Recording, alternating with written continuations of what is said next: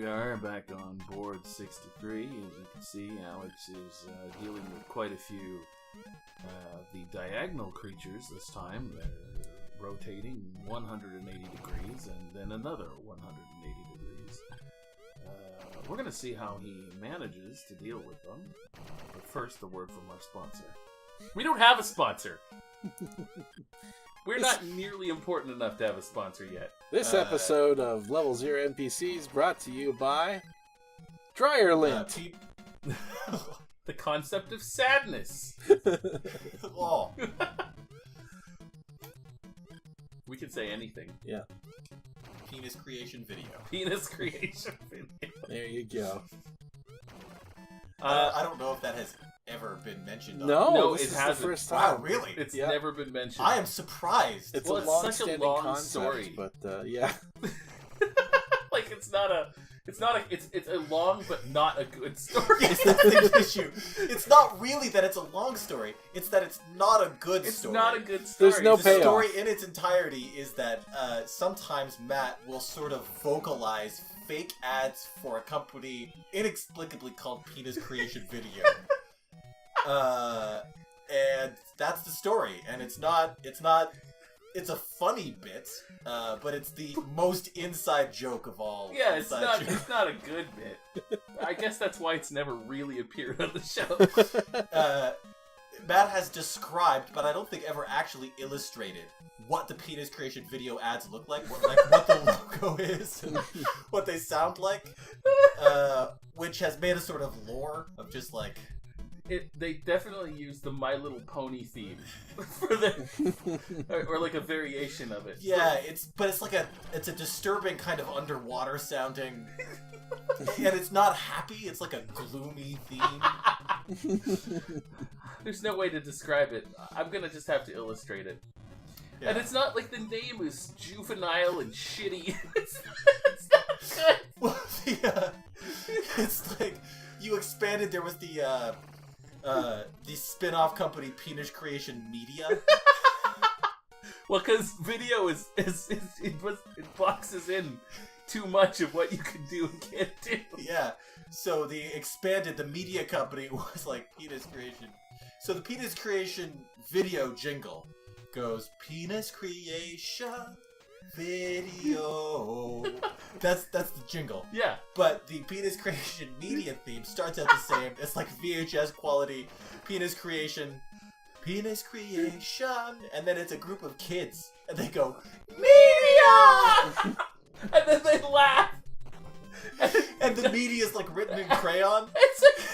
And it's got like the 90s, the early 90s, like 4 chrome lines behind it.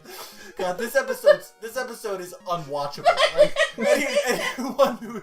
anyone who's sticking with us through this, you're a hero. Like you're a diehard fan. Like don't tell your friends about this episode. Tell them to skip this one. Like we shouldn't have gotten into this. I'm convinced that people don't really watch Level 0 NPCs. They just kind of tolerate it in the background. We've got over 800 subscribers now. Yeah. We're getting there. We definitely feel tolerated a lot of the time. and it's fine. Yeah, like, I just look back at some of the things that we do, and I'm like, God, who would watch this? You know? We appreciate you watching I this. love that you shit. do. Oh, shit. I really It might appreciate be okay. Yeah, sometimes I get a little rattled. Sometimes it all gets to you. Panic is your worst enemy in this, because it's, Yeah, you don't want to do that. But that was getting hectic for a second. I'm gonna die sometime between now and Screen 80 for sure. I usually do at least once. I'm not a real dexterous person. Is mostly what's responsible for it. That is true, actually. You've mentioned that several times, that dexterity is one of your worst attributes. Oh, by far. My hands get really sort of... I'm a high-stress, low-dexterity person, so my hands get really sort of clenchy and... this Xbox controller I am getting used to. Yeah. It has a strange down left confusion. Right. On its D-pad. Which could be me. I don't know if it's just my natural clenchiness is too much for the Xbox to handle. So you could accidentally make everything go a little faster. Well, sometimes I'll go to make something go faster and Toad will run off in one direction. Or worse, if I'm trying to run quickly in one direction and Toad just starts accelerating time with his weird time manipulation powers. That's honestly way better than the alternative, though. Like, you know. Like actually having him run instead of speeding things up is better than the alternative. My skills in this game are limited. Like, I like this game, but I'm not that great at video games in general. So I'm not going to be one of those, it's the controller's fault thing. If you see me do something truly insane, like if I just strike off on a direction that doesn't make any sense for me to go, probably is the controller making an interesting choice, but honestly, most of the hardware I've played Wario's Woods on is a little bit shaky. Yeah. So it's pretty much par for the course. This is all of my failings are 100% my fault. Oh, beautiful. It is a slightly eccentric controller. Beautiful. I'm going to get fewer and fewer coins until I eventually get none. And then I'll be living off my credits to try to stay alive. Oh, I just realized that the CR9 down there was credits and not like a difficulty rating, which maybe says that I've been playing a little bit too much D&D, but... That's a lot. Yeah. This is challenge rating 9. Good luck. Yeah. It's been 9 for a while, though, and it keeps getting harder. Well, I mean, you're leveling up while you go, right? So CR9 is like... It stays the same difficulty. Actually, that's not even how CR works, so, like, that was a wrong statement. That was a wrong statement. It's okay. I am no stranger to being incorrect. I want to look up more disturbing things about the Mario series. Like Peach must have laid an egg at one point. Oh, I seem to be the only person who has noticed this because I've never seen this theory / conspiracy shown anywhere else on the internet. But it like the first time I saw it, I'm like, no. That's not the reaction of somebody who hasn't laid an egg. Who for sure hasn't. So, like, I think it was eventually revealed that she wasn't his mother, but the thing is, she really entertained the possibility. She did, like, wholeheartedly. maybe. She's like, am I? Like, no, you're definitely not. Did you lay a fucking egg? Yeah, like, nobody would like... Anytime somebody came to you and say, hey, I'm your child, if you've never had a child before, you'd be like, that's impossible. If you're a man with a complicated sexual history, you could be approached by somebody who is your kid and you don't know it. That's a real thing that happens to men sometimes. Yeah, right. Absolutely. At least, in dramatic moments. Typically doesn't happen to ladies. Yeah. You usually don't have a mystery kid. You usually know, one way or the other. Usually not. Yeah, you usually remember that. So, you're right. That is the reaction of a woman who probably has laid an egg. Who is not sure that she hasn't laid an egg. It's not okay. Yeah, not just the laying the egg part, but like this is Bowser's baby too, like Bowser's child. Yeah, but because that's true. Because of the nature of egg laying and reptilian birth. Yeah. It's not necessarily a sexual thing. Oh, I suppose he could have fertilized it after the fact, which is also that's really gross if you think about it. But exactly. It could also be the reaction of somebody who legitimately doesn't know where babies come from. That's true. Like that is the best case scenario. Is she's a princess. She might not know. Like she just might legitimately not know. Like I don't know how mothers work. Like she's had a sheltered life.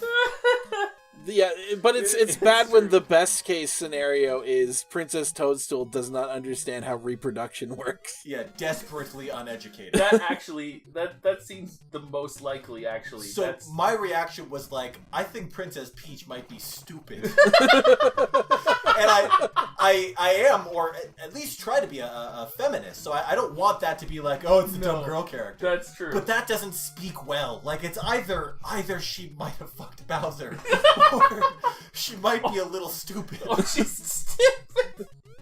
Oh, man. There is no way that Princess Peach gets out of this situation unscathed.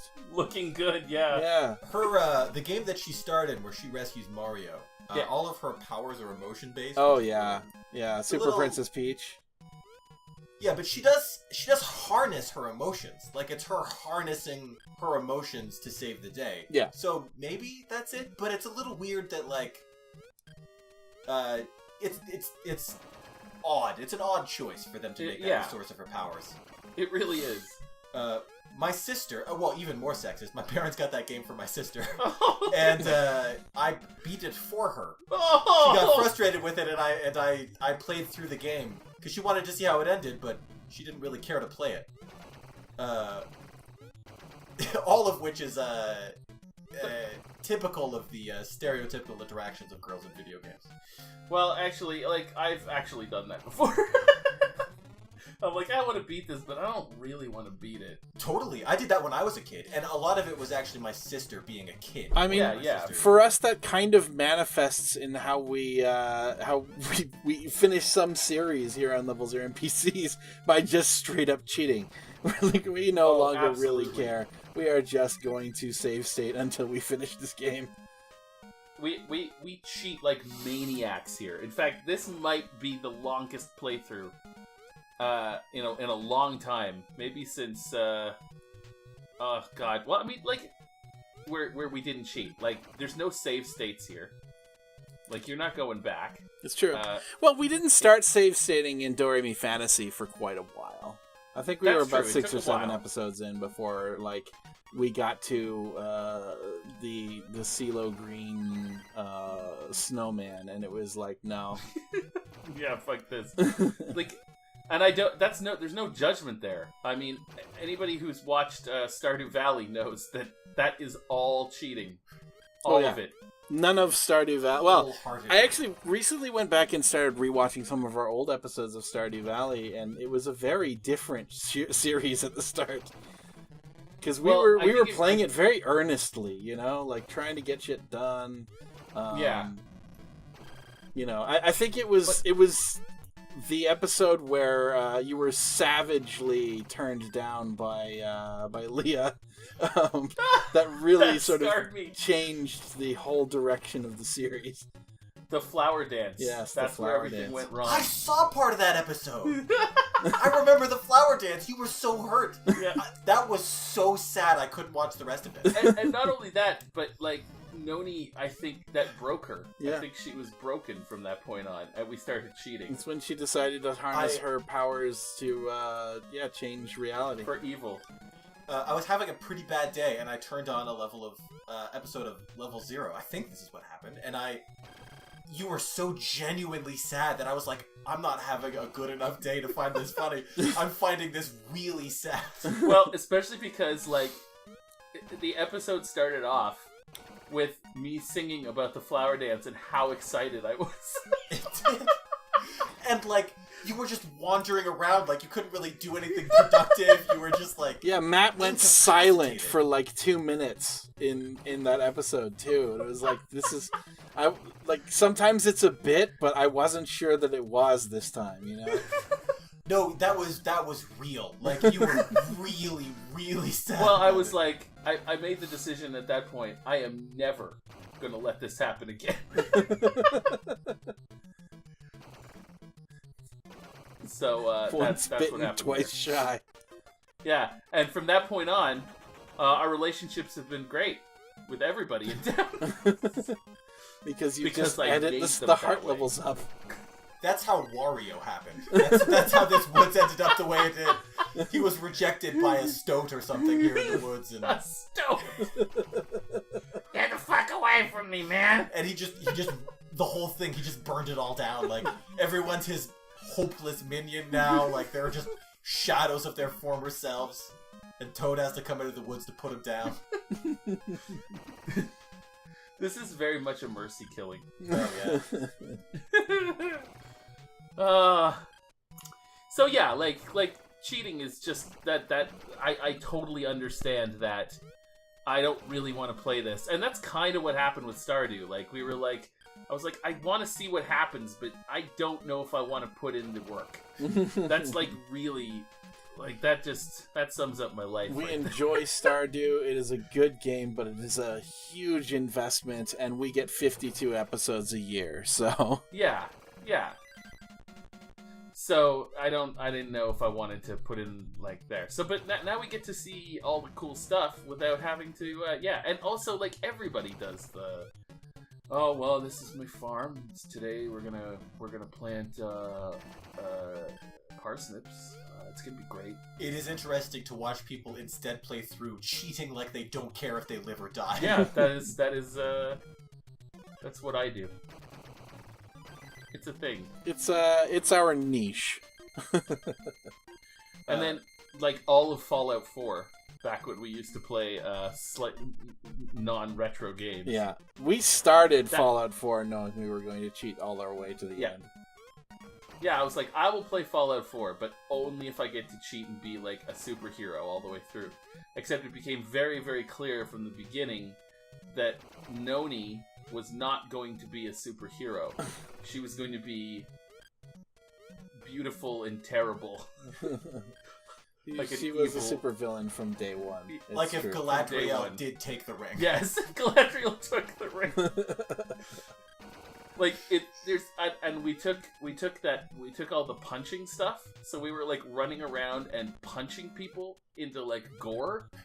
Oh, it was so good. When we found the guy who, spoilers, when we found the guy who kidnapped our son, so pretty early in the game, we had a minor conversation with him, and when it came to fighting, I punched him once, and he liquefied.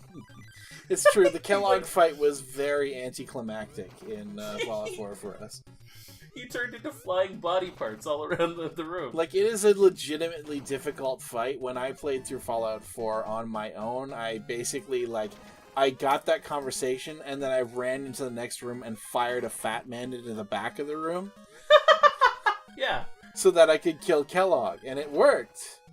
After, some trial and error. But, like, yeah, Matt just destroyed him. I just punched him once. There was nothing left. I think there was more of Kellogg left after my fat man than when Matt punched him. We had trouble finding the parts of him we needed. Yes. To scavenge. So, yeah. So this is all classic level 0 stuff. It's true. We don't really do modern games anymore, so I think Fallout 4 might have been one of the last.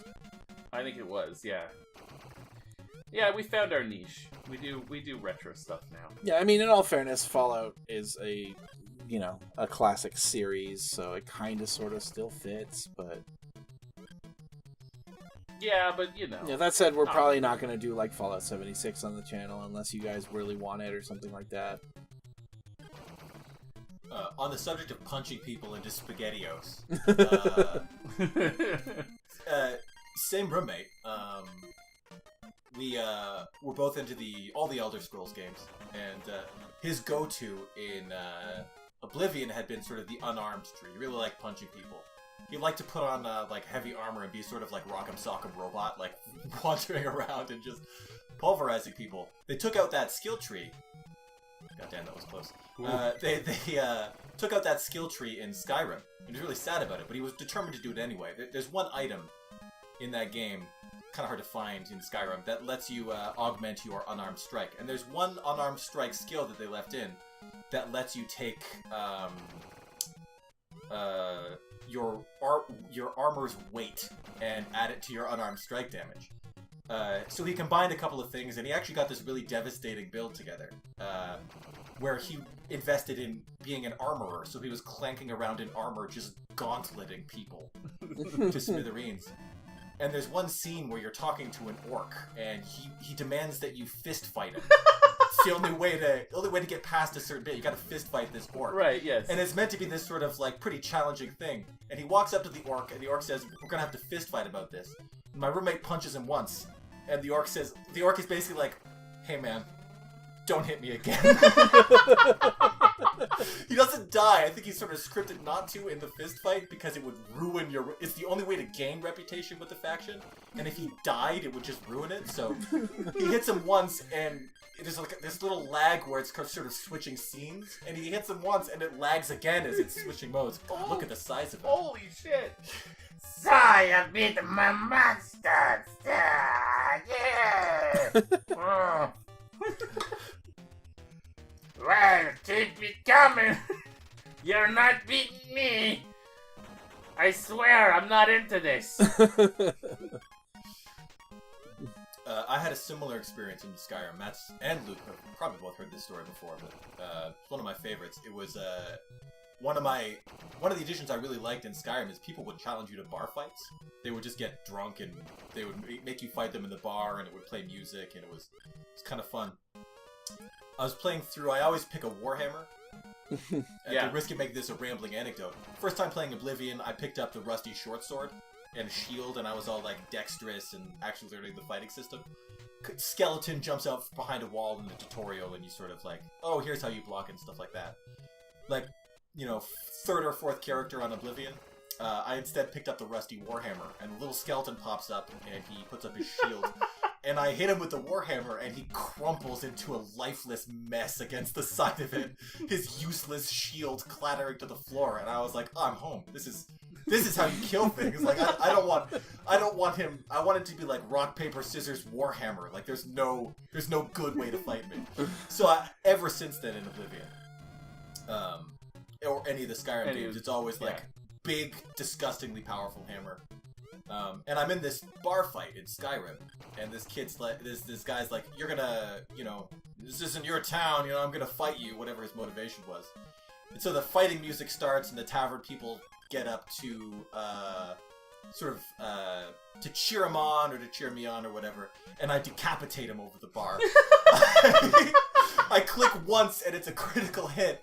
And it's that horrible animation where you hit the person in the face with the haft of your hammer to stun them. And then you lop their whole head off their shoulders instantly.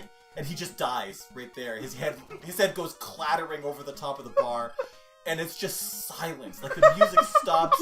The game's it's all loaded up. It's gonna do a sort of sequence, and now it doesn't know how to resolve the situation. Like the guy's supposed to be alive for a few minutes, and no one talks to me. No one says anything. He just quietly dies there in the tavern in 1 second. Oh my god.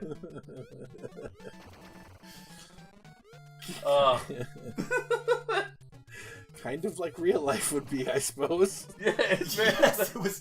I didn't feel good about it. Like I didn't decide to do it. I didn't decide for that to be a critical. No, hit. he wanted a bar fight. You hit him once. That's all.